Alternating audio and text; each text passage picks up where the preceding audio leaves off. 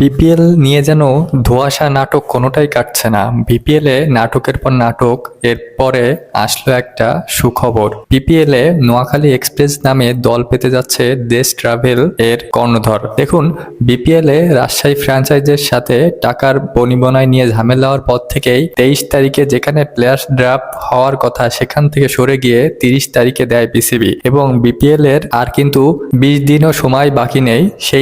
তখনই এখনো players draft হয়নি, এখনো প্লেয়াররা কারা ড্রাফটে থাকবে সেটাই জানে না দলগুলো, এবং কিভাবে তারা এত অল্প সময়ে দল গোছাবে সেটা নিয়ে রয়েছে দারুণ ধোঁয়াশা। কিছু কিছু দল যারা পুরানো তারা অলরেডি অনেক প্লেয়ারকে দলে নিয়েছে এবং নতুন নতুন অনেকের সাথে চুক্তি করছে।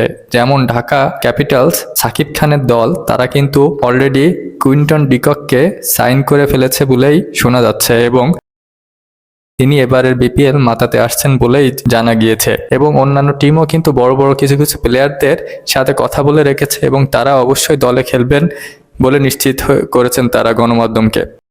কিন্তু মেন কথা হচ্ছে যে বিপিএল কাউন্সিলের দায়িত্বে যারা রয়েছেন তারা কি কতটা তাদের কাজ সম্পূর্ণ করতেছেন সেটাই কিন্তু আসল দেখার বিষয়। তারাই কিন্তু বিসিবি থেকেই কিন্তু এখনো দলগুলো সিলেক্ট করতে পারেনি এখনো, এবং বিসিবি থেকেই কিন্তু এখনো অনিশ্চয়তার চাদর ঢেকে রেখেছে।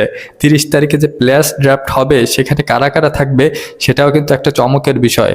এবং বিসিবি বলছে যে প্লেয়ারদের কথা মাথায় রেখেই তারা আরেকটা দল বাড়ানোর চিন্তা ভাবনা করেছে, এবং পরবর্তীতে তারা নোয়াখালী এক্সপ্রেস নামে নতুন একটা দল দেশ ট্রাভেলসকে দিয়েছে, এবং তাতে করে কিছু কিছু নতুন প্লেয়ার তারা ওই টিমে সুযোগ পেতে যাচ্ছে। আপনি কি মনে করেন যে নতুন যে দলটা দিল সেটা কতটুকু কার্যকর হবে, এবং বিপিএল যে এই যে 9-6 শুরু করছে এবং বিপিএল এর গভর্নিং কাউন্সিল আজকে না কালকে এইভাবে করে সময় বাড়াচ্ছে, এটা কতটুকু বিপিএল এর বৈশ্বিক আসরের উপর প্রভাব ফেলবে অবশ্যই জানাবেন। ভালো লাগলে পাশে থাকবেন। ধন্যবাদ।